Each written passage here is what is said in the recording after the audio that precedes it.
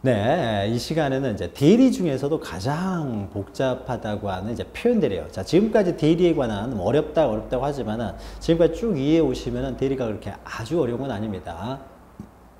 자, 대리와 관련해서 마지막 이제 산이 있는데 그것이 이제 표현들이에요. 자, 표현 대리는 우리가 앞에서 설명드렸던 것이죠. 그래서 자, 무권 대리와 관련돼서 대리 행위를 하였고 신뢰가 했다고 하더라도 본인에게 그러니까 이렇다고 하더라도 그냥 무권 대리일 뿐인 것이지만 본인에게 책임을 귀속시킬 만한 사유가 있었을 경우에는 본인을 희생하여서 상대방 거래의 안전을 보호하겠다. 다시 말해서 갑이 본인이 이제는 추인 거절하지 못하도록 하는 것. 자, 그러면 효과와 관련돼서요. 추인 거절할 수 없다는 걸 제외하고는 그대로 무권 대리에 관한 규정이 그대로 적용됩니다. 이 표현 대리도요. 무권 대리, 대리권이 없는 걸 전제로 하기 때문에 무권 대리의 일종입니다. 그래서 무권 대리이기 때문에 갑은 여전히 추인은 할 수 있어요. 추인 거절을 못할 뿐이고 또 을도 어떻습니까? 여전히 철회할 수도 있어요. 그래서 최고는 별로 의미가 없겠죠. 어차피 갑은 추인 거절을 못하기 때문에. 그래서 을도 철회를 할 수가 있고요. 그런데 추인 거절을 못하기 때문에 A는 을한테 책임을 질 일은 없고요. 자, 그래서 을도 여전히 철회를 할 수 있고 갑도 여전히 추인을 할 수가 있기 때문에요. 자, 을이 표현 대리가 돼서 책임을 물을 수 있지만은 철회를 해버리면 확정적 무효가 되기 때문에 갑이 만약에 이 효과를 받고 싶다 그러면 먼저 빨리 추인을 하면 되겠죠. 추인을 하게 되면 효과가 확정적으로 유효가 되고 그러나 을이 비록 갑한테 책임을 물을 수는 있어요. 유효로 만들 수는 있지만은 자기가 뭐 심리적으로 무권 대리였으니까 별로 기분이 안 좋다라고 해서 철회를 해버리면 또 여전히 확정적 무효가 될 수도 있습니다. 자, 그러면 이 표현 대리는요, 거래의 안전, 상대방을 위해서 존재하는 제도이기 때문에 상대방만이 주장할 수 있는 것이지 본인이 주장할 수 있는 건 아니에요. 본인이 이 효과를 받고 싶으면요, 추인을 하면 됩니다. 그래서 표현 대리 주장은 을이 하는 것이지 상대방이 주장하는 것이지 본인이 주장하는 권리는 아니다라는 거죠. 자, 양가를 입어보시면 이제 표현 대리의 적용 범위 있는데요. 자, 우리가 강행 규정을 위반한 대리 행위는 당연히 무효가 되겠죠. 자, 강행 규정을 위반한 대리 행위는 당연히 무효가 되기 때문에 표현 대리도 인정이 돼서는 안 되겠죠. 그러니까 유권 대리도 인정이 되지 않는 것을 표현 대리에 의해서 유효가 될 수는 없는 거죠. 그래서 세 번째 줄에 있죠. 강행 규정을 위반한 무권 대리 행위는요, 언제나 무효입니다. 유권 대리도 무효이기 때문에. 그래서 강행 규정 위반의 경우에는 표현 대리가 적용될 수 없다는 거죠.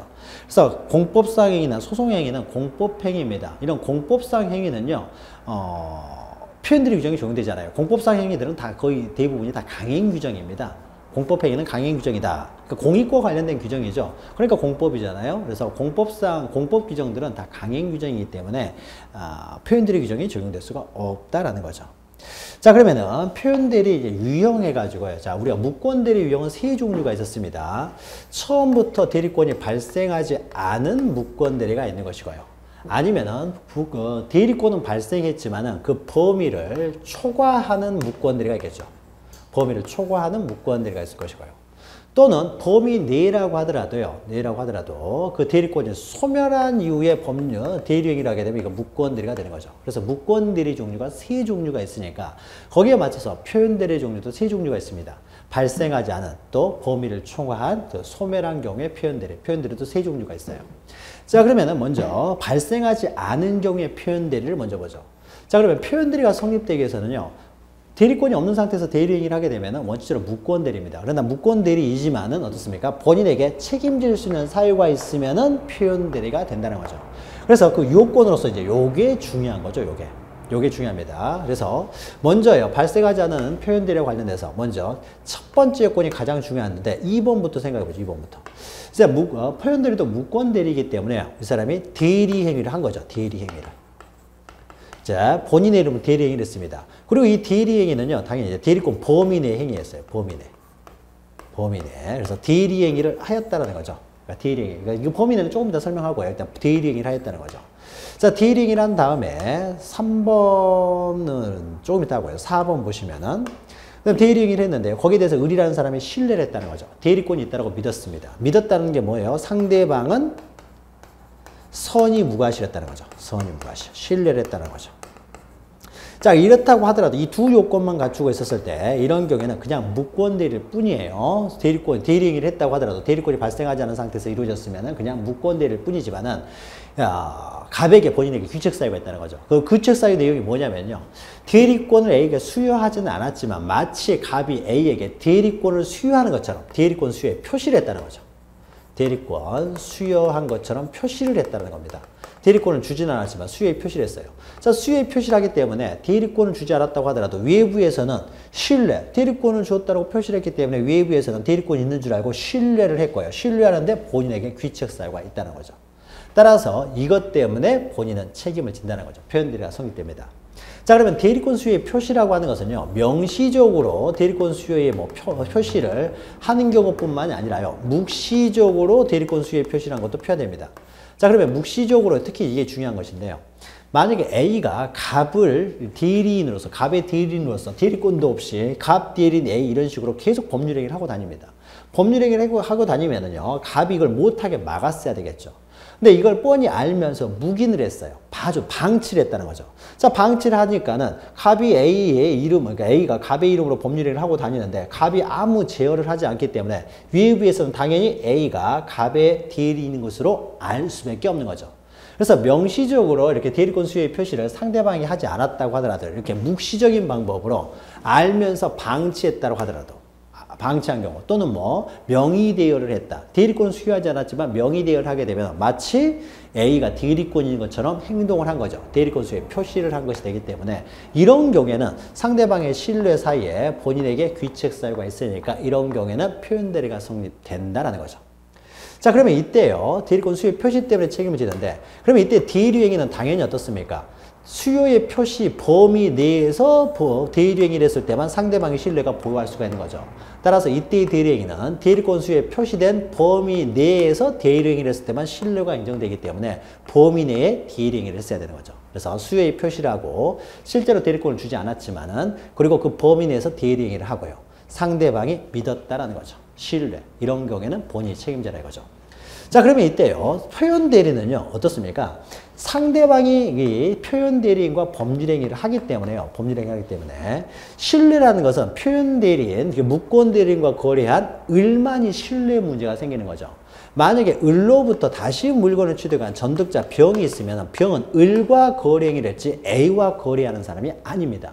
그러니까 이 사람이 정당한 대리권이 있었다는 신뢰는 오로지 을만이 가질 수 있는 문제인 거죠.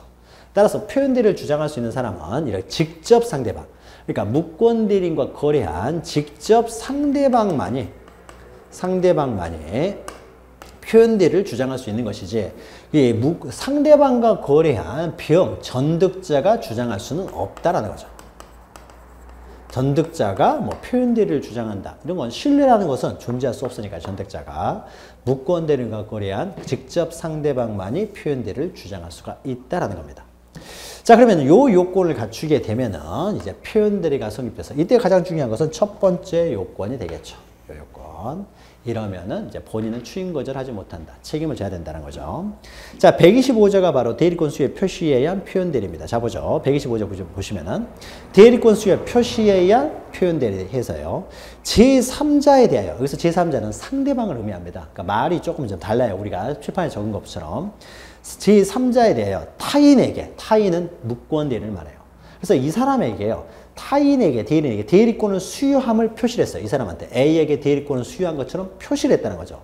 표시를 한 자는 그 대리인이 그 대리권 범위 내에서 표시된 범위 내가 되겠죠. 표시된 범위 내에서 한 대리행위죠. 대리행위에 대해서 행한 그 타인과 제3자 간의 대리행위예요. A와 을 사이에 이루어진 대리행위를 말하는 거죠. 따라서 표현대리를 주장할 수 있는 사람은 직접 상대방, 을만이 주장할 수 있는 것이고요. 그 행위에 대해서 책임이 있다는 거죠. 상대방. 책임이 있다. 자, 그러나요, 그 밑에 보시면 제3자가 대리권이 없음을 알았거나 알 수 있었을게요. 알았거나 알 수 있었다면 이 사람이 신뢰를 보호 가치가 없기 때문에 상대방은 선이 무과실해야 되는 거죠. 대리권이 없으면 모르는데 과실이 없었다. 신뢰가 있었다는 거죠. 자, 이 네 가지 요건이 어떻습니까? 125조에 다 포함되어 있는 거죠. 이것을 125조에 있는 것을 하나하나 나눠서 제가 지금 설명을 하고 있는 거죠. 직접 상대방이 표현대리를 주장할 수 있는데 이 사람은 신뢰를 보호하기 위한 것이니까 선이 무과실해야 된다는 거죠. 자, 그러면은 표현대리가 성립한다. 자, 넘기시면은요, 이제 요건이 있죠. 먼저 대리권 수의 표시가 있어야 된다라는 것이죠.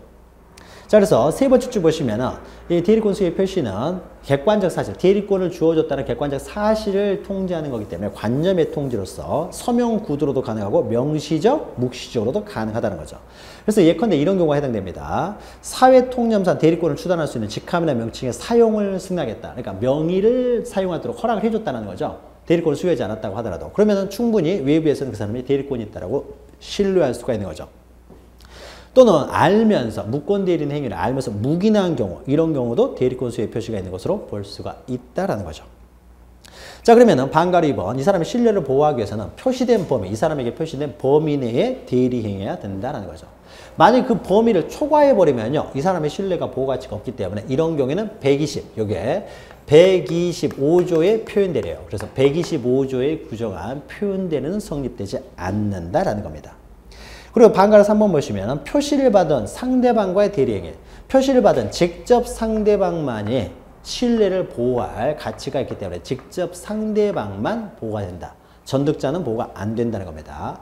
다만 갑이라는 사람이요, 불특정 다수인에게 대리권 수의 표시를 했어요. 그럼 불특정 다수인 모두가 보호가 되겠죠. 그렇죠. 그래서 특정인에게만 표시를 했다. 그러면 특정인, 표시를 받은 특정인만 보호가 될 것이고요. 그러니까 뭐 광고를 했다를 짜게 되면은 이런 경우는 불특정 다수인 다 보호될 것이고 특정인에게만 표시했을 때는 특정인만 보호가 되겠죠. 그리고 상대방은 선의 무과실이라 된다는 거죠. 선의 무과실.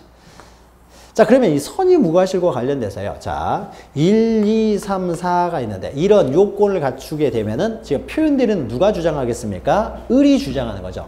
상대방이 원래는 무권대리이기 때문에 무효이지만 상대방이 표현대리를 주장하기 때문에 표현대리 요건은 누가 입증해야 돼요? 상대방이 입증해야 되는 거죠. 그러면 상대방이 1, 2, 3, 4 다 입증해야 되느냐? 이거와 관련돼서요. 자, 1, 2, 3번 이 세 가지는요. 상대방이 직접 입증해야 됩니다. 그런데 자신의 선의까지 입증해야 된다라고 하면은 몰랐다는 사실은 입증하기 굉장히 어렵습니다. 어렵기 때문에 선의도 상대방이 스스로 입증하라고 하게 되면은요. 그러면은 사실상 표현대리를 인정한 의미가 사라져버려요. 자, 그래서 거래 안전을 위해서요. 본인에게 규칙 사유가 있기 때문에 스스로 상대방은 자신의 선의 무과실을 스스로 입증할 필요는 없고요. 오히려 본인이 상대방의 악의, 과실을 입증하도록 하고 있습니다. 입증하여야 한다. 본인이 상대방의 악의, 과실을 입증하도록 하고 있어요. 그러니까 상대방이 표현대리를 주장하기 위해서는 이 세 가지만 입증해서 표현대리를 주장하게 되면은 갑이 그 책임을 면하고 싶으면은 상대방의 악의 과실을 입증을 하라는 거예요. 그러니까 상대방이 스스로 입증할 필요는 선의 무과실을 입증할 필요 없고, 그래서 갑이 상대방의 악의 과실을 입증하지 못하면 어떻습니까? 선의 무과실로 추정이 된다는 거죠. 악의 과실을 입증하지 못하면 이 사람은 선의 무과실이 돼버리기 때문에 갑은 표현대리 책임을 져야 된다는 거죠. 그래서 입증 책임 이것도 기억하시기 바랍니다. 본인이 악의 과실을 입증을 해야 된다. 나머지는 상대방이 입증을 해야 될 것이고요. 자, 적용 범위와 관련돼서요. 밑에 보죠. 자, 임의대리, 복대리 적용됩니다. 이제 복대리에 대해서도 적용되고요. 우리가 대리가 그러면은 이제 대리권 있는 대리에 있어서 임의대리, 법정대리, 복대리가 있는데 임의대리, 복대리는 적용됩니다. 그러나 법정대리에 대해서는 적용되지 않는다. 자, 요거 중요합니다. 자, 법정 대리는요, 법률의 규정에 의해서 대리권이 발생하는 것이지 대리권 수요에 의해서 대리권이 발생하는 게 아니에요. 그래서 대리권 수요 표시를 어떻게 했다고 하더라도 법정 대리 같은 경우는 법률의 규정에서 발생하기 때문에 대리권 수요의 표시에 따라서 대리권이 발생하는 건 아니기 때문에 법정 대리에 있어서는 125조 대리권 수요의 표시에 의한 표현 대리가 적용되지 않는다. 자, 중요합니다. 그래서 법정 대리는 적용되지 않는다. 즉 임의 대리, 복 대리는 적용되지만 법정 대리는 적용되지 않는다라는 거 기억하시기 바랍니다. 그리고 오른쪽 보시면 우리가 앞에서 했죠. 뭐 강행법규 위반, 공법상 행위들은 적용되지 않는다는 거죠. 자, 효과입니다. 자, 밑에 보시면 표현 대리는요, 상대방이 주장하는 것이지 본인이 주장하는 게 아니에요. 상대방을 위한 제도라는 거죠. 다만 본인은 추인을 하게 되면 유효인 효과, 확정적 유효를 할 수가 있는 것이죠. 다만 본인은 추인을 거절할 수는 없다는 거죠. 본인이 추인을 거절했다고 하더라도 의리의 표현 대리를 주장해버리면 책임을 지기 때문에 추인 거절은 할 수가 없는 거죠. 자, 그리고 밑에 표현 대리의 본질은 무권 대리입니다. 따라서 유권 대리의 주장 속에 표현 대리 주장이 포함되어 있는 것은 아니에요. 자, 보면은 자, 이런 게 되겠죠. 자, 우리가 대리에 있어서는요, 크게 유권 대리가 있고 무권 대리가 있는 거죠. 자, 무권 대리가. 자, 그러면은 요게요. 이제 대리가 전부라고 했을 때 대리에는 유권 대리가 있고 그 다음에 무권 대리가 있는 거죠. 그래서 대리는 무권 대리와 유권 대리 둘로 나눕니다. 그럼 표현 대리는 어디에 들어가 있습니까? 무권 대리 안에 표현 대리가 들어가 있는 거죠. 표현 대리. 그러면은 유권 대리와 표현 대리는 전혀 별개의 국면이에요. 그래서 만약에 의리의 변호인이요. 의리 직접 쌓이는 것보다는 변호사들이 싸우겠죠. 자, 변호사가 갑에게 책임을 귀속시키기 위해서 처음에 유권 대리를 주장했습니다. 자, 유권 대리를 주장했지만 표현 대리를 주장하지 않았어요. 자, 그러면은 표현 대리는 무권 대리에 들어가 있지 유권 대리에 들어가 있는 건 아닙니다. 그러면 유권 대리 안에 표현 대리가 포함되는 건 아니라는 거죠. 그런데 법원에서 판사가 보니까 유권 대리를 주장하고 있는 유권 대리는 아니에요. 무권 대리 들어가죠. 근데 무권 대리인데 표현 대리는 해당이 돼요. 그런데 유권 대리만 주장하지 표현 대리를 주장하지는 않습니다. 자, 그러면요. 법원에서 어떻습니까? 주장하는 것만큼만 판단을 하기 때문에요. 유권 대리를 주장하는데 유권 대리가 해당되지 않기 때문에 그러면은 표현 대리를 주장하면 승소 판결을 받을 수가 있었지만은 표현 대리 주장을 끝까지 안 한다는 거죠. 그럼 유권 대리 주장 속에 표현 대리가 있다고 볼 수는 없기 때문에 을은 패소 판결을 받을 수밖에 없는 거죠. 그러니까 보통 을이 이제 소송을 제기할 때 이렇게 하는 겁니다. 갑에게 책임을 지우고 싶으면요. 먼저 유권 대리 주장을 하는 거예요. 그래서 예비적으로 다시 또 청구를 해요. 만약 유권 대리가 안 된다라면 표현 대리를 주장하겠습니다. 이렇게 예비적으로 주장을 하게 되면 법원에서는 먼저 유권 대리 여부를 판단한 다음에 유권 대리가 아니라 무권 대리면 그 다음에 표현 대리 여부를 판단할 텐데 을이라는 사람이 그냥 오로지 끝까지 유권 대리만 주장해버리면은 법원에서 볼 때는 유권 대리가 아니니까 패소 판결할 수밖에 없는 거죠. 그래서 이 유권 대리 주장 속에 표현 대리 주장이 포함되는 건 아니다. 이거 중요한 거니까 잘 기억하시고요. 그 다음에 반가로 2번 보시면 자 이제 표현 대리가 됐을 때 효과입니다. 자, 본인과 상대방 사이 효과예요. 자, 본인과 상대방 사이에는 표현 대리가 성립되면 이 사람은 추인 거절을 못한다는 거죠. 자, 추인 거절을 못하게 되면 결국 갑은 본래 계약에 따른 권리 의무를 부담하게 되는 거죠. 자, 그래서 표현 대리에 의한 권리를 취득하고 의무를 부담하게 됩니다. 자, 유효한 대리권이 있는 것과 같이 본래의 권리 의무가 귀속되기 때문에요. 자, 본래의 권리 의무가 귀속되는 경우에는요, 과실상계라는 게 적용되잖아요. 이제 과실상계, 이것도 중요합니다. 과실상계라는 것은요, 불법행위 손해배상이라든지 채무불이행으로 손해배상, 즉 채무가 제대로 이행되지 않아서 손해배상을 청구할 때 그때 과실상계를 하는 거예요. 불법행위라든지 손해배상 청구를 할 때, 이런 손해배상 청구를 할 때 과실상계라는 것이지 본래의 급부 내용대로 이행을 청구할 때는요, 과실상계 문제가 발생하지 않습니다. 따라서 을에게 과실이 있다라고 하더라도 갑은 과실상계를 주장하지 못하고 끝까지 책임을 져야 됩니다. 본래 급부에 대한 책임을 져야 된다는 거죠. 자, 이것과 관련돼서 이제 질문을 할 수가 있는 거죠. 아니, 과실이 있으면은 상대방의 과실이 있으면은 처음부터 표현 대리가 성립되지 않기 때문에 뭐 과실상계 문제가 처음부터 발생하지도 않는 거 아닙니까? 상대방에게 과실이 있으면은 이 사람한테 과실이 있으면은 처음부터 표현 대리가 성립되지 않기 때문에 표현 대리의 성립을 전제로 해서 과실상계가 적용되지 않는다. 이것이 모순되잖아요. 과실 있으면 처음부터 표현 대리가 성립되지 않고, 그러면 표현 대리가 성립됐으면은 제초에 과실상계 문제가 과실이 없기 때문에 나오지 않아야 될 것처럼 보이지만은요, 조금은 다릅니다. 여기서 이 과실이라고 해요. 과실상계 할 때 과실은요, 의미가 틀려요. 그러니까 똑같은 말이라고 하더라도 의미가, 법률상으로 의미가 조금씩 차이가 납니다. 이때의 과실은요, 자기에게 과실이 없었을 경우에는 본인에게 책임을 지고, 자기한테 과실이 있으면 본인이 책임이 안 진다. 그래서 어떤 책임을 귀속시키는 의미에 있어서의 과실을 의미하고요. 과실상계할 때 과실은요, 책임을 귀속시키는 의미에서의 과실상계가 아니라 넓게 공평의 원칙상 이 사람에게도 조금이라도 잘못이 있으면 손해배상액을 좀 줄여줘야 되는 거 아니냐, 이런 공평의 원칙상 어떤 넓은 의미에 있어서의 과실을 의미합니다. 과실 의미가 틀려요. 따라서 상대방은 책임을 귀속시킬 만한 과실은 없다라고 하더라도요, 아주 작은 의미의 과실은 존재할 수가 있어요. 과실상계에 있어서 과실은 존재할 수 있다는 거죠. 그러니까 책임을 귀속시킬 만한 과실은 없기 때문에 표현 대리는 성립하지만은 과실상계를 할 정도의 아주 작은 또 과실은 존재할 수 있다는 거죠. 그러면 그 작은 과실에 대해서 과실상계를 하느냐에 있어서 과실상계도 하지 않는다는 거죠. 본래 급부를 청구하는 경우에는 과실상계를 하지 않는다. 과실상계는 손해배상 청구를 할 때, 불법행위나 채무불이행을 이유로 손해배상을 청구할 때만 인정되는 것입니다. 그래서 과실상계 법률에 의해서 책임을 감경할 수는 없다. 이것도 중요하니까 잘 기억하시고요. 자, 표현대리가 성립된다고 하더라도 여전히 무권대리로서 효과는 발생을 한다는 거죠. 그래서 여전히 무권대리이기 때문에 을은 철회권을 행사할 수 있고 갑도 여전히 추인을 행사할 수가 있다라는 거죠. 그리고 반가로 3번 상대방의 표현대리인, 상대방과 표현대리인 사이의 효과에서는요. 두 사람 사이에서는 어떻습니까? 갑이 추인 거절하지 못하기 때문에 A도 을에게 이행 손해배상 책임을 지지 않는다. 책임을 지지 않는다는 거죠. 그리고 반가로 4의 본인과 A 사이의 관계에서는요. 어떤 대리권이 존재했던 관계는 아니기 때문에 대리에 관한 법률은 원칙적으로 적용이 안 된다. 자, 이렇게만 기억하시면 돼요. 본인과 표현대리인 사이의 효과는 중요한 것은 아니기 때문에요.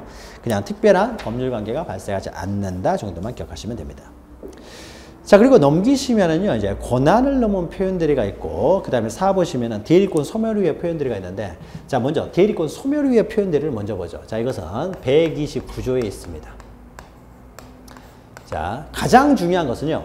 대리권의 범위를 초과한 이게 126조에 있는데 이게 가장 중요해요. 시험 문제도 이게 가장 잘 나오고 가장 중요한 내용인데 이것은 조금 이따 설명하고 먼저 소멸 129조부터 보죠. 자, 129조는요. 사람 대리행위를 했어요. 이것도 마찬가지죠. 대리행위를 했습니다. 대리행위를 했어요. 그런데 이 대리행위를 했는데 대리권이 소멸한 이후에 대리행위를 했다는 거죠. 자, 소멸한 이후에 대리행위를 했는데 상대방은요, 아직 소멸한 걸 몰랐어요. 즉, 다시 말해서 상대방은 소멸했다는 걸 몰랐다. 즉, 무권대리라는 걸 몰랐기 때문에 상대방은 어떻게 되면, 어떻게 돼요? 상대방은 선의 무과실이라는 거죠. 선의 무과실입니다. 자, 이걸 전제를 하고요. 자, 그러면은 그런 경우에도 왜 본인이 책임을 지느냐? 여기 있어서는 일단요, 대리권이 이거는 발생했다가 소멸하는 거죠. 처음부터 발생하지 않은 것이 아니라 발생하였다가 소멸을 한 거예요. 자, 그러면은 발생했다 소멸하는 경우는 이런 경우겠죠. 만약에 갑 회사에 대해서 A가 고용관계에서 대리인을 가지고 있습니다. 대리권을 가지고 있어요. 그래서 A가 갑 회사의 거래처와 계속 대리 행위를 통해서 거래 행위를 해왔습니다. 해왔는데 어느 날 A가 어떤 비리에 휘말려 가지고요. 갑이 회사에서 A를 해고를 했어요. 해고를 했으니까 대리권은 소멸한 거죠. 원인관계가 소멸했으니까요. 자, 그랬는데도 불구하고 A가 마치 여전히 갑에 자기가 고용된 직원인 것처럼 대리행위를 했다는 거죠. 발생했던 소멸했음에도 불구하고 대리행위를 했어요. 자, 그러면은 을의 입장에서는요. 원래 계속적으로 거래를 해왔기 때문에 A가 회사를 그만뒀다는 사실은 알 수가 없는 거죠. 갑이 을한테 이 회사, 그러니까 거래 행위를 하는 을한테 알려줘야 되겠죠. A라는 사람이 더 이상은 우리 회사 직원이 아니기 때문에 더 이상 거래하지를 말아라 라고 알려주지 않으면 어떻습니까? 당연히 모를 수밖에 없는 거죠. 그러니까 발생했다가 소멸했기 때문에요. 적어도 거래 회사한테 알려는 줬어야 되는데 알려주지 않았다는 것이 귀책사유가 있는 거죠. 그래서 몰랐잖아요. 알려주지 않아서. 따라서 거기에 대해서 본인이 책임을 지라는 겁니다. 자, 그러면요. 이때 선의 무과실인 경우, 그러니까 이때도 선의 무과실인 경우만 인정되겠죠. 다시 말해서 A가 회사를 그만뒀다는 사실을 몰랐고 모르는데 과실이 없어야 되는 거죠. 자, 그러면은 이 사람의 신뢰가 보호되기 위해서는요. 이 대리행위는 어떻습니까? 원래 A가 그 회사 직원으로 있을 때 가지고 있었던 대리권의 범위 내에서 행위를 했을 경우에만 을의 신뢰가 보호될 수 있는 거죠. 따라서 이것도 그 범위 내의 대리행위가 되어야 되는 거죠. 그리고 3번으로요. 저거 똑같습니다. 똑같으세요. A와 무권대리인과 계속적 거래를 해왔던 사람, 이 사람만 신뢰가 존재할 수 있는 거죠. 표현대리로서 대리권이 존재한다는 걸 신뢰할 수 있기 때문에 이 경우에도 직접 상대방만이 표현대리를 주장할 수 있습니다. 즉 전득자는 주장하지 못한다라는 거죠. 자, 그러니까 어떻습니까? 125조하고 129조는요. 두 번째, 세 번째, 네 번째 요건은 동일하죠. 동일하고 첫 번째 내용만 차이가 나는 거죠. 자, 125조는 처음부터 발생하지 않았을 경우, 그러나 대리권 수에 표시를 했을 때 책임을 지는 거고, 이것은 발생했다가 소멸했다는 거죠. 소멸했으면 알려줘야 되는데 알려주지 않아서 몰랐을 경우에는 본인이 책임을 져라 이겁니다. 책임을 져라. 자, 그러니까 나머지 내용은 간단하기 때문에 이거는 뭐 간단하게 보셔도 되겠죠. 나머지 내용은 똑같습니다. 자, 그러면요. 129조에 있는 대리권 소멸의 표현대리 193페이지를 보죠. 자, 129조는요. 자, 대리권 소멸은, 자, 대리권이 소멸했습니다. 소멸했다라고 하더라도 제3자에게 대항하지 못한다. 소멸했다는 걸 알려주지 않았을 경우에는 제3자에게 소멸을 주장하지 못한다는 거죠. 그러니까 선의인 경우는 주장하지 못한다는 거죠. 선의 제3자에게.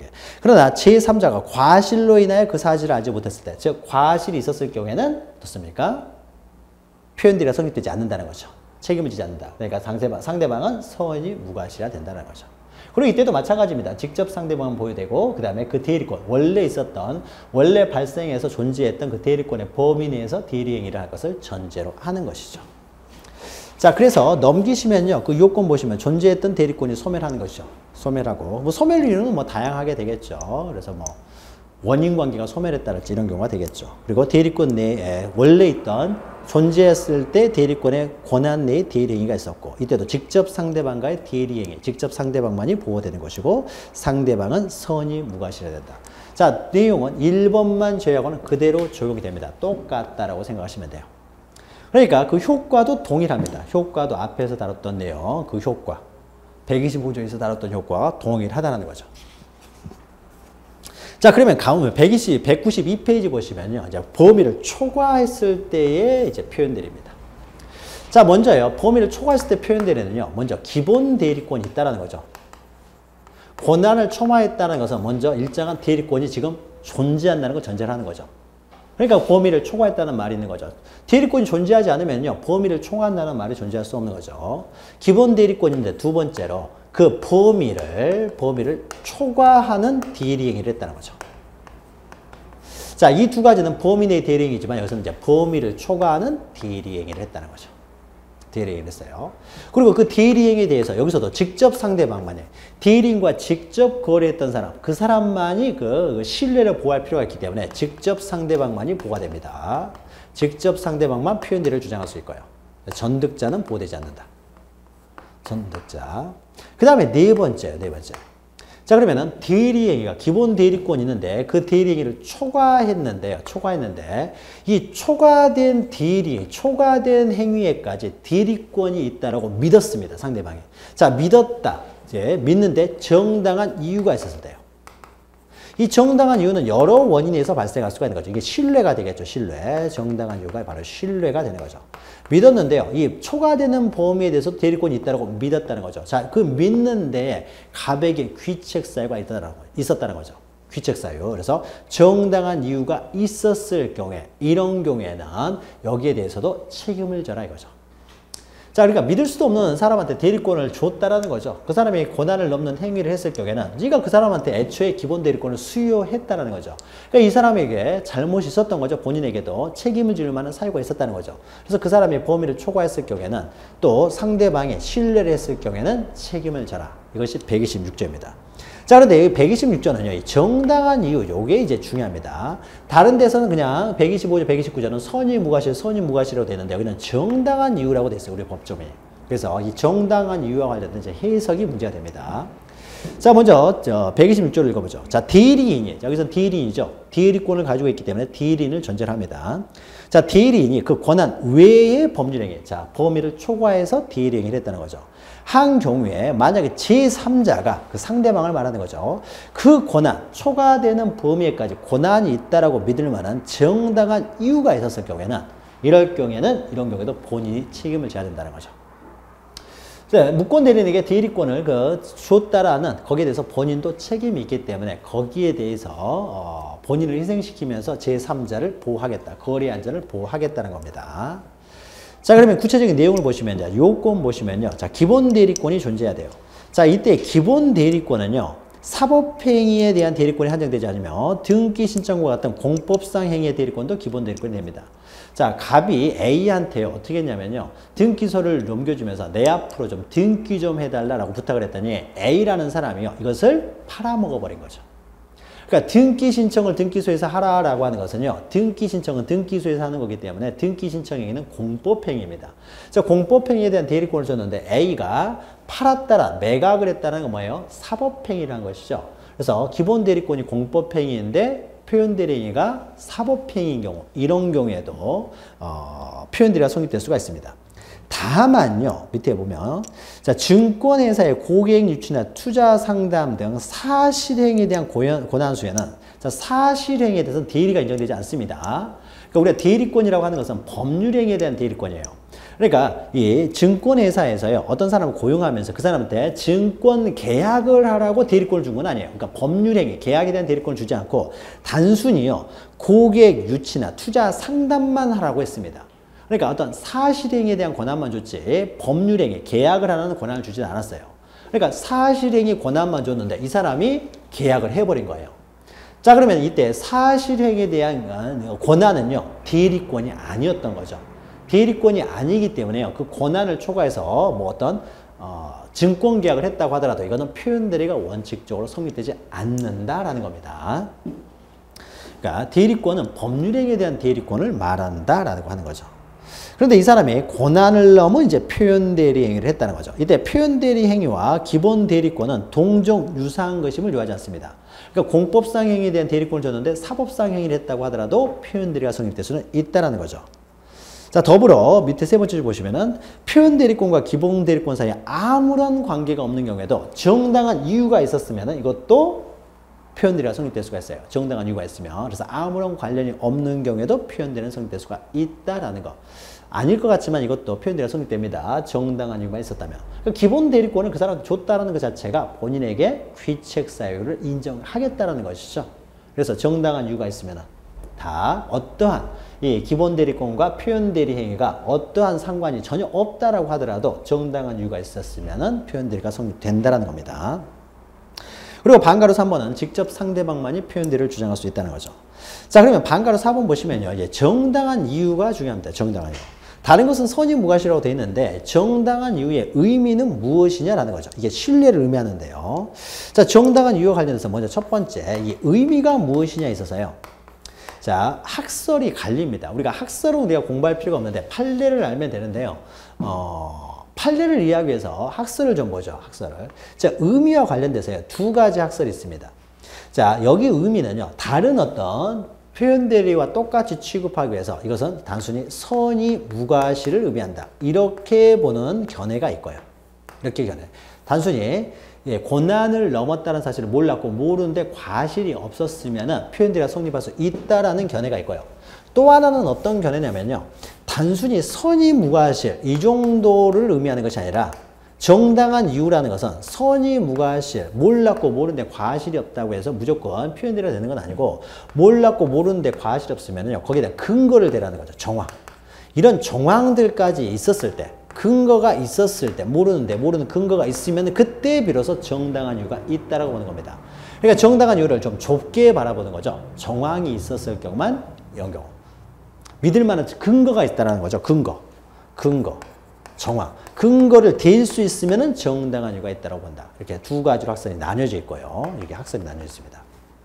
또 하나는 두 번째요. 그 판단하는 기준 시기요. 판단 시기와 관련돼서요. 판단 시기. 정당한 이유가 있는 판단 시기와 관련돼서. 자, 고의, 악이나 과실 이런 것들은요, 우리가 판단 시기 할 때는 보통 법률 행위시를 기준으로 하는 거죠. 비리 행위시를 기준으로 해서 상대방이 선의무과실이면 된다.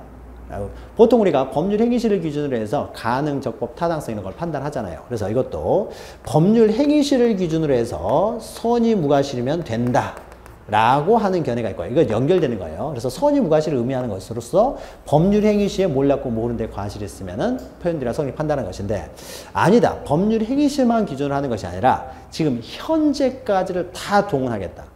지금 현재라는 것은요, 소송에 들어가게 되면 소송에 들어가서요, 서로 다툼이 생기면 판결을 하는 마지막 시기가 언제냐면요, 판결을 하기 전에 먼저 변론을 종결합니다. 변론을 종결하고 판결을 하기 때문에요, 지금 현재는 이제 사실심 변론 종결시라고 하는 거예요. 좀 어려운 단어인데 소송법죠. 사실심 변론 종결시. 사실심 변론 종결시라는 것은요, 우리가 쉽게 생각하면 현재라고 생각하시면 돼요. 현재. 그러니까 판단을 하는 지금 마지막 시기예요. 승소냐 패소냐, 정당한 이유가 없느냐 있느냐를 마지막으로 지금 판단하는 게 현재예요. 법률 시기 해기시는 그 당시죠.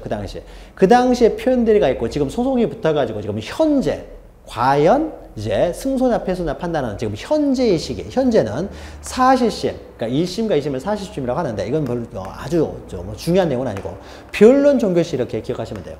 변론을 종결하고 판단하기 때문에 변론 종결시가 이제 현재가 되는 겁니다. 그래서 현재를 기준으로 정당한 이유를 판단할 것이냐, 아니면 그 당시에 법률행위 당시를 기준으로 판단할 것이냐 해서 또 학설이 나뉘어요.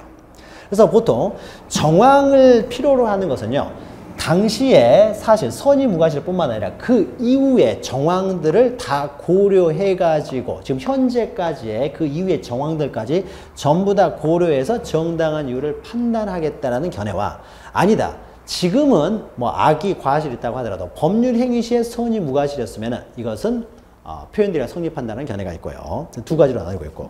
그 다음에 세 번째는 입증 책임과 관련돼서요. 입증 책임과 관련돼서. 자, 우리가요.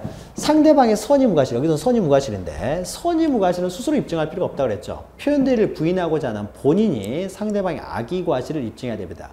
마찬가지로 그러면 이것도 어차피 선의무과실하고 똑같이 취급하기 때문에 입증은 누가 하냐면요. 본인이 입증하라고 하고 있어요. 본인이 상대방에게 정당한 이유가 없음을 입증해야 되지 상대방이 스스로 자기의 정당한 이유가 있음을 입증할 필요는 없고 본인이 입증해야 된다라는 거죠. 자, 여기에 대해서 아니다. 나머지 상대방의 선의무과실 이런 것은 상대방이 스스로 입증할 필요는 없지만 정당한 이유는 근거를 대라는 거죠. 근거를. 내가 몰랐으면 몰랐던 근거를 대라고 하는 것이기 때문에 상대방이 근거를 대라고 하는 것이죠. 따라서 입증은 상대방이 스스로 정당한 이유가 있다는 걸 입증해야 된다.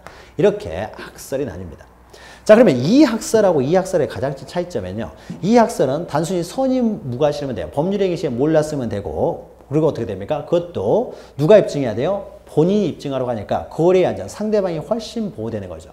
그러나 이런 경우에는 상대방 보호가 조금 더 적어지는 거죠. 본인을 조금 보호하는 거죠. 단순히 선의무과실이 아니라 근거를 댔을 경우만 정당한 이유가 인정돼서 표현들이 성립된다. 그리고 이 사람이 정당한 이유, 정황이 있는지는요. 그 당시만 보고 판단하는 것이 아니라 그 이후의 사정까지 다 판단하겠다. 그리고 입증도 누가 해야 되냐? 상대방 스스로 정당한 이유가 있음을 입증해야 된다라고 하니까요. 이런 경우에는 정당한 이유가 인정하는데 좀 좁게 인정이 될 것이고요. 이것은 정당한 이유가 굉장히 넓게 인정이 되겠죠. 그건 좁게 인정이 됩니다.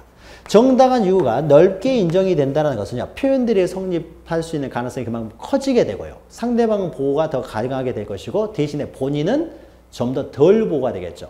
대신에 표현들의 성립을 좁게 인정해버리면 상대방의 보호 정도가 좁아지기 때문에 그만큼 본인은 더 보호가 되겠죠. 자, 그러면 어떤 걸 택할 것인가에 있어서요. 자, 거래 안전을 보호한 것이면 당연히 이쪽을 가야 되는 거 아니냐 생각할 수 있지만요. 자칫하면 이런 문제가 생길 수 있습니다. 자, 대리권이 발생하지 않은 경우에요. 대리권이 없음에도 불구하고 대리 행위를 함부로 하게 되면요. 사문서 위조로요. 교도소 가게 됩니다. 이런 일은 별로 없어요. 그리고 대리권이 소멸했어요. 회사에 잘렸는데도 불구하고 자기가 회사 직원처럼 행동을 하게 버리면요. 이것도 어떻습니까? 사문서 위조가 돼가지고 이것도 교도소 가게 됩니다. 그래서 125조, 129조는 그렇게 흔한 게 아니에요. 그런데 현실에서는 대부분이 126조입니다. 126조가 흔하게 많이 생기는 것은 우리가 대리권 범위를 설명을 할 때요. 수권행위에서 대리권 범위가 정해지는데 주로요. 수권행위가 불명확하다 보니까 여기 선에 걸쳐 있는 행위들요. 이런 것들은 대부분 판례가 나오기 전까지는 굉장히 모릅니다. 그래서 판례가 이 행위를 안쪽으로 보게 되면은 이것은 대리권 범위 내에 해당되지만 판례가 이건 좀 넘어섰다 해버리면은 이것은 대리권 범위를 초과해버리는 거예요. 무권대리가 돼버립니다. 자, 그리고 이게 범위가 굉장히 애매하기 때문에요. 126조가 현실에서 많이 문제가 되는 거죠. 그러면 이 경우에는 이 사람이 이런 행위를 한 사람이, 대리 행위를 한 사람은 자기는 대리권 범위 있다라고 믿었는데 결과적으로 대부분 판례에서 대리권이 넘어선 거기 때문에 이 사람이 처벌받지는 않아요. 대리권이 넘어갔다는 사실을 알면서 하는 것이 아니라 모르고 한 것이기 때문에 처벌받지는 않습니다. 자, 그런데요, 대리권 범위를 초과했을 경우에도 상대방이 선의무과실이 되면은 기본 대리권만 가지고 그 범위를 초과한 행위에 대해서 상대방이 몰랐다라고 하면은 무조건 본인이 책임져야 된다 그러면은 본인 입장에서는 겁나서 대리권을 줄 수가 없게 되는 거죠. 내가 아주 작은 대리권을 수여했다고 하더라도 그 사람의 권한을 훨씬 초과하는 법률행위를 했을 때 상대방은 나는 몰랐다 라고 해버리면 어떻습니까? 거기에 대해서 본인이 다 책임을 져야 된다는 것은 본인이 겁나서 대리권을 줄 수가 없는 거죠. 줄 수가 없다는 것은요. 그만큼 어떻습니까? 대리 제도가 다 무너져 버릴 수가 있습니다. 겁나서 대리 제도를 이용을 못하는 거죠. 그러니까 이렇게 상대방을 많이 보호한다는 의미는요. 어떻게 보면은 대리 제도를 무너뜨려 버릴 수도 있어요. 그러니까 굉장히 위험할 수 있는 겁니다. 그러니까 상대방 거래 안전을 보호하는 것처럼 보이지만 대리 제도를 무너뜨려 버릴 수도 있기 때문에 굉장히 위험한 거예요. 그래서 우리 판례는요. 거래 안전을 보호를 하지만 그렇다고 해서 전적으로 이쪽으로 가지는 않아요. 그래서 우리 판례는 어떻게 보냐면요. 이게 중요합니다. 자, 일단 그 정당한 이유의 판단 시기에 있어서는요. 법률 행위실을 기준합니다. 법률행위시로. 그러나 정당한 이유에 있어서의 그 입증은요, 상대방이 스스로 입증하라고 해요. 그래서 표현대리의 범위를 좀 좁혀줍니다. 그러니까 넓게 늘렸다가 어떻습니까? 법률행위시를 보면 넓어지게 되겠죠. 그런데 그 입증은 자 126조만 상대방이 스스로 입증하라는 거예요. 보통은 다 본인이 입증하는 거죠. 본인이 상대방의 악의를 입증해야 되는데 여기서는 상대방이 스스로 정당한 이유를 입증하라고 합니다. 근데 입증하는 게 쉽지가 않기 때문에 표현대리 성립 가능성이 그만큼 줄어들겠죠. 자, 그리고 그 의미와 관련돼서는 이 두 가지를 절충적으로 사용을 합니다. 자, 그래서 원칙적으로는요, 선의 무과실의 의미로 파악을 해요. 그러나 예외적으로 본인과 대리인 사이에 부부관계랄지 형제관계랄지 했을 경우에요. 자, 이런 경우에는요, 특별히 정황 같은 것을 더 요구를 하고 있습니다. 부부나 형제관계였을 때, 형제. 이런 경우에요. 이런 경우는 더 강한 어떤 근거를 대리하는 겁니다. 자, 이 이유는 이거예요. 만약에요, A라는 사람이 자, 물건을 처분할 수 있어요. 갑이 A한테 대리권을 수여하지도 않았는데 A라는 사람이 갑의 어떤 등기필 정보, 등기필증 이런 걸 다 가지고 있습니다. 자, 그런 걸 가지고 있으면 대리권을 수여받지 않은 사람이라고 하더라도요, 이런 걸 가지고 있으면 아무래도 우리 A에 대리권이 있다고 믿을 만한 정당한 이유가 있다고 볼 수가 있는 것이죠. 그러니까 정당한 이유를 넓게 인정합니다. 아무 이유도 없이 A라는 사람이 등기필 정보, 등기필증 이런 건 아무한테도 주는 게 아니기 때문에 이것을 가지고 있으면 믿을 만한 정당한 이유가 있다고 볼 수 있어요. 그러나 본인하고 A가요, 두 사람 사이에 부부관계예요. 자, 부부관계에는요, 일상가사 대리권이라는 기본적인 대리권이 있어요. 이건 법정 대리권으로서 부부간에는 서로 일상, 의식주와 관련된 뭐 교육비, 애들, 슈퍼마켓 가서 장 보는 거 이런 거는요, 서로 대리권을 주지 않았다고 하더라도 부부 사이이기 때문에 기본적으로 일상가사에 대한 대리권은 당연히 있다고 봅니다. 이게 법정 대리권이에요. 자, 그런데 갑이 소유하고 있는 물건을요, A가 그 물건을 팔아버립니다. 부부관계라고 하더라도 네 건 내 건 있습니다. 팔아버리면 이것은 일상가사의 범위를 넘어서는 거죠. 자, 일상가사의 범위를 넘어섰기 때문에 이것은 고난을 넘은 대리가 되는 거죠. 일상가사의 범위를 넘어섰기 때문에 일상가사에 대해서는 당연히 대리권이 있지만 그 범위를 넘어선 거죠. 자, 그러면은요, 자, 부부관계는 어떻습니까? A라는 사람이요, 같이 살고 있기 때문에 등기필증이랄지 부동산 매각에 필요한 서류들을요, 쉽게 구할 수가 있다는 거죠. 같이 살고 있으면. 그래서 같이 살고 있으면 쉽게 그런 서류를 가질 수가 있기 때문에 이 부부관계여가지고 A라는 사람이 등기 관련 서류를 가지고 팔러 왔을 때는요, 단지 우리 A에게 당연히 갑의 물건을 팔 수 있는 권한이 있다고 믿을 만한 정당한 이유가 있다고 당연히 보지는 않는다는 거죠. 그러니까 정황, 믿을 만한 근거가 있어야 된다는 거예요. 그러니까 일반인이었으면요, 이런 서류를 가지고 있으면 당연히 아무한테나 주는 건 아니기 때문에 대리권이 있다고 믿을 만한 정당한 근거가 있다고 보는데, 부부 사이에서는 아무 이유 없이 어떻습니까? A가 그냥 서랍에 있는 걸 가져와 버릴 수도 있다는 거죠. 따라서 부부관계 같은 경우에는 당연히 A가 정당한 이유가 있다고 보질 않고요. 만약에 을하고 A하고 공인중개사 사무소에서 계약을 하고 있는 당시에 갑이 그 앞을 지나가면서 A, 을과 마주쳤음에도 불구하고 아무 말도 없이 지나갔다. 뭐 이런 어떤 마치 갑이 A한테 대리권을 준 것처럼 하는 정황사실, 구체적인 어떤 사실이 있었을 경우에, 이럴 경우에만 을에게 신뢰를 인정을 해줍니다. 자, 그러니까요. 자, 이렇게 기억하시면 되죠. 그러니까 이제 정확히 이제 절충적으로 합니다. 그래서 정당한 이유는 잘 기억하셔야 되는데, 법률 행위실을 기준으로 하되 상대방이 입증한다.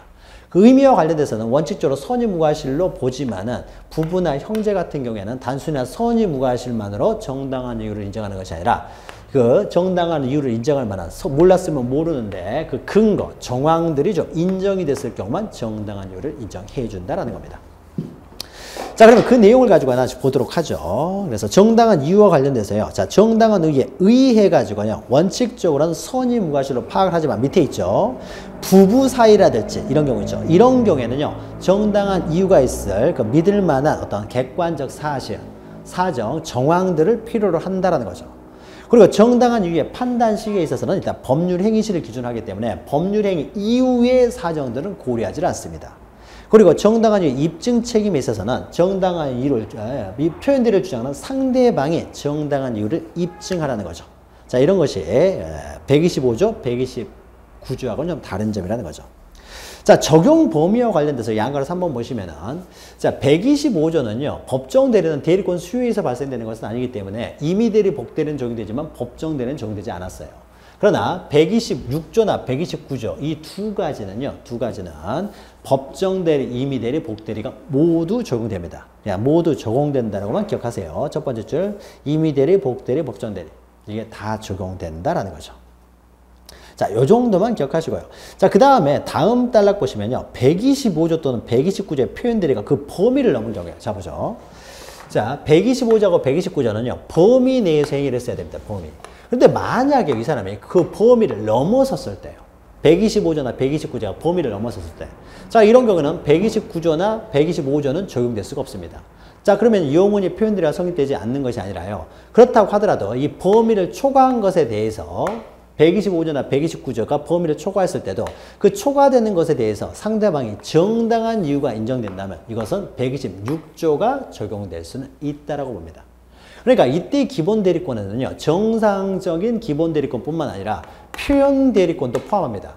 이 표현 대리권 이건 정당한 대리는 아닙니다. 그래서 표현 대리권도 포함해 가지고요. 이 표현 대리를 기본 대리권을 해서 이 표현 대리권이 그 범위를 초과했을 경우에도 정당한 이유가 있으면 126조가 적용될 수가 있다라는 겁니다. 그래서 그 이야기예요.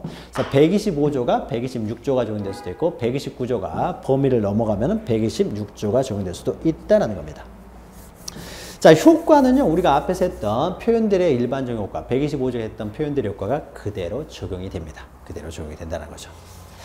자, 그러면 표현들에 관한 내용을 했고요. 그 195페이지 보시면 타인 명의를 사용해서 하는 법률 행위에 있어서의 법률 관계인데, 자, 이것은 좀 복잡한 내용입니다. 복잡한 내용이니까요. 지금 설명하기는 그렇고, 그래서 우리가 문제풀이 할 때요. 이런 문제들이 몇 개 들어가 있기 때문에 이제 문제풀이를 하는 과정에서 좀 보충을 하도록 할게요. 그래서 표현 대리와 관련해서 대리에 관한 내용을 이제 모두 마치도록 할 거예요.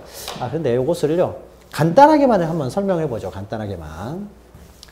자, 그래서 여러분 여기 좀 어려운 내용이기 때문에 우리가 이해할 수 있는 데까지만 이해하시고는 이해가 안 되면은요 그냥 문제가 뭐 나올 가능성이 이제 꽤 어려운 문제이기 때문에 나올 가능성이 꼭 있는 건 아니기 때문에요. 자, 보죠. 우리가 딜이라고 하는 것은요, 행위자와 권리의무의 귀속주체가 달라지는 게 딜입니다. 그런데, 자, 갑이 A라는 사람이 법률행위를 합니다. 이 사람은 행위자예요.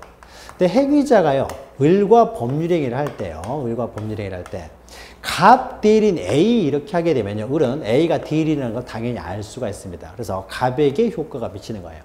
자, 그런데 A가 행위를 할 때 어떻게 해버렸냐면요, 갑인 것처럼 행세를 하면서 갑 이름만 사용을 해버렸습니다. 갑 이름만. 갑 대리인 A 이렇게 하지 않고요. 대리인 A 하지 않고 그냥 단순히 갑 이름만 사용해서 법률행위를 했어요. 자, 그러면 행위는 A가 하지만 명의자는 누구입니까? 갑이 명의자가 되는 거죠. 자, 이랬을 때 법률행위 효과입니다. 이 사람은 상대방이고요. 자, 크게 흐름만 좀 보죠. 효과인데요. 자, 그러면 이때 자, 먼저요. 행위자와 명의자가 다릅니다. 이렇게. 자, 행위자와 명의자가 이렇게 일치하지 않았을 때요. 이럴 때는 당사자부터 확정을 해야 돼요. 누구를 당사자로 볼 것이냐. 행위자를 당사자로 볼 것이냐. 명의자를 당사자로 볼 것이냐. 자, 먼저 당사자 확정 문제가 생깁니다. 그래서 02 보시면요. 법률행위 해석 문제가 이제 발생하는 거죠. 누구를 당사자로 볼 것이냐에 있어서요. 자, 이것은 당사자 확정과 관련돼서는 이 행위자와 상대방 사이에 두 사람이 공통적으로 갑을 당사자로 보면 갑이 당사자가 되고 둘 다 모두 A를 당사자로 보면 A가 당사자가 돼요. 그런데 A가 생각하는 당사자와 을이 생각하는 당사자가 불일치하게 되면요. 결국 상대방의 입장에서 당사자를 확정을 합니다. 상대방이 누구를 당사자로 보았느냐에 따라서 당사자를 확정을 한다는 거죠. 자, 그러면은 당사자가 확정이 되는데 이 당사자 확정이요. 만약에 갑으로 당사자가 확정이 됐을 때 당사자가 갑으로 확정이 됐습니다. 자, 갑으로 당사자가 확정이 되면 어떻습니까? 행위자는 A인데 명의자가 당사자가 됐기 때문에요. 이런 경우는 행위자와 명의자가 달라지게 되는 거죠. 행위자와 명의자가 달라지는 현상이 발생합니다. 자, 명의자라는 것은 그러니까 당사자에게 권리의무의 귀속 주체가 되는 거죠. 당사자에게 권리의무가 귀속되기 때문에 행위자와 권리의무의 귀속 주체죠. 귀속 주체가 명의자가 달라짐으로써 행위자와 그 다음에 권리의무의 귀속 주체가 불일치하게 되는 거죠. 자, 불일치하게 되니까 어떻습니까? 이런 걸 우리는 대리라고 하는 거죠. 대리의 법리가 적용이 돼요. 행위자와 권리의무의 귀속주체가 당사자가 갑이 돼버리니까 행위자는 A고 권리의무의 귀속주체는 갑이 돼버리기 때문에요. 행위자와 권리의무의 귀속주체가 불일치하게 되고요. 자, 불일치하게 되는 게 바로 대리의 법리죠. 그래서 대리의 법리가 적용됩니다. 자, 그러면 대리의 법리가 적용되면 다시요. 이 대리인이 유권 대리일 수도 있고요. 무권 대리일 수도 있는 거죠. 다시 말해서 이 A라는 사람이 갑의 이름만 사용을 하고 법률행위를 했는데요. 마치 갑인 것처럼 법률행위를 했는데 A가 대리권을 가지고 이렇게 행동했을 수도 있고 대리권이 없이 행동했을 수도 있는 거죠. 자, 그러면 유권 대리인 경우는 어떻습니까? 대리권을 가지고 갑인 것처럼 행동했고 상대방도 갑을 당사자로 보았기 때문에요. 이런 경우는 갑에게 효력이 미치는 거죠. 이건 유권 대리하고 똑같이 취급합니다. 갑에게 효력이 미치는 거죠. 상대방도 갑을 당사자로 보았고 A도 갑을 상대로 갑의 이름을 사용해서 법률행위를 했고요. 그리고 A는 갑에 대한 대리권이 있었어요. 그러면 갑의 효력이 미치는 거죠. 그러나 대리권이 없이 만약에 갑의 이름을 함부로 사용했으면 어떻게 됩니까? 갑이 권리의무의 귀속주체인 당사자가 됐는데 대리권이 없어요. 대리권이 없으니까 어떻습니까? 무권 대리가 되는 거죠. 무권 대리가 되기 때문에 원칙적으로 갑에게 효력이 없게 되는 거죠. 다만 어떻습니까? 이게 원칙이고요. 자, 이렇게 되겠죠. 원칙적으로는 갑에게 효력이 미치지 않는다. 그러나 예외적으로요. 무권 대리가 되더라도 어떻습니까? 표현 대리가 성립될 수도 있는 거죠. 마치 A에게 갑에 대한 대리권은 없습니다. 그러니까 A가 갑에 대해 대리권은 없었어요. 행위를 할 때. 그런데 A가 전혀 대리권은 없었던 건 아니고요. 조금 대리권이 있었어요. 그런데 그 범위를 넘어섰다는 거죠. 범위를 넘어서게 되면 무권 대리가 됩니다. 범위를 넘어서서 갑 이름만 사용해버렸다는 거죠. 자, 그럼 이거는 무권 대리가 되지만은 상대방에게 정당한 이유가 있으면 표현 대리가 성립될 수는 있죠. 자, 그러면은 갑에게 효력이 미치게 됩니다. 우리가 지금까지 했던 것을 총 이제 집약하는 거예요. 자, 이렇게 결론이 나는 거예요. 자, 그런데 만약에요. 상대방이요. 당사자를 누구로 보았느냐면요. A가 갑인 것처럼 행동하기 때문에 A를 당사자로 봤어요. A를. 자, 그럼 어떻습니까? 행위자가 A가 될 것이고 그 다음에 권리의무의 귀속주체도 당사자를 A로 봤기 때문에 일치하게 되는 거죠. 일치. 행위자와 권리의무의 귀속주체가 일치하게 됩니다. 자, 일치하게 되니까 어떻습니까? 이런 경우에는 대리의 법리가 적용될 수가 없는 거죠. 대리의 법리라는 것은 행위자와 권리의무의 귀속주체가 구별됐을 때 대리의 법리가 적용되는 거죠. 따라서 이런 경우는 A에게 바로 효과가 발생해버립니다. A에게 효과가 발생하는 것이지 갑에게 효과가 미치지 않는다는 거죠. 그리고 대리의 법리가 적용되지 않는다는 것은요. 어떻습니까? 유권 대리도 적용되지 않는 것이고요. 그 다음에 무권 대리도 적용되지 않는 거고요. 유권 대리, 무권 대리는 다 대리를 전제로 하는 거죠. 무권 대리도 적용되지 않고 무권 대리가 적용되지 않는다는 것은 표현 대리도 적용되지 않는다는 거죠. 그러니까 대리의 법리가 전혀 적용되지 않는다. 그러니까는 갑한테는 전혀 효과가 미치지 않고 A가 그냥 책임지고 끝나버립니다. 자, 그러면은 자, 누가 당사자고 됐느냐? 당사자에 먼저 확정이 이루어진 다음에 어떻습니까? 그 다음에 대리의 법리를 적용할 것이냐 문제가 나오는 거죠. 대리의 법리에 적용 여부 문제가 생기는 거죠. 적용할 것이냐 말 것이냐. 그래서 타인 명의로 법률행위를 했을 때는 먼저 당사자를 어떻게 확정했느냐에 따라서 가는 범위가 틀려집니다. 명의자가 당사자가 됐을 때는 대리의 법리가 적용되는 거지만 행위자가 당사자가 됐을 때는 대리의 법리가 전혀 적용되지 않는다. 명의자가 당사자가 됐을 때는 대리의 법리가 적용되면은 이 행위자 A에게 대리권이 있느냐 없느냐에 따라서 유권 대리, 무권 대리. 자, 무권 대리가 됐을 경우에는 예외적으로 표현 대리가 성립될 수가 있고요. 자, 그러면요. 당사자는 상대방의 입장에서 바라본다고 했는데 보통 우리가 상대방 입장에서요. 행위자와 명의자가 다를 경우에 누구를 당사자로 보는 것이 일반적입니까? 우리가 법적으로 봤을 때는 우리는 명의를 보고 법률행위를 하지 행위자를 보고 하는 게 아니에요. 행위자 인상 보고 법률행위를 하는 게 아니에요. 명의자 보고 하는 겁니다. 돈을 빌려줄 때도 명의자 신용조회를 하는 것이지 행위자 보고 인상 보고 빌려주는 거 아니에요. 따라서요. 원칙적으로 문제에서 아무 말이 없으면요. 원칙적으로는 명의자가 당사자로 봅니다. 그런데 시험 문제에서요. 이게 원칙이기 때문에 만약에 행위자가 당사자로 보는 것은 예외적인 현상으로서요. 만약 시험 문제에서요. 상대방이 행위자를 당사자로 봤다. 즉 상대방은 행위자를 당사자로 보았다. 당사자로 이해하였다.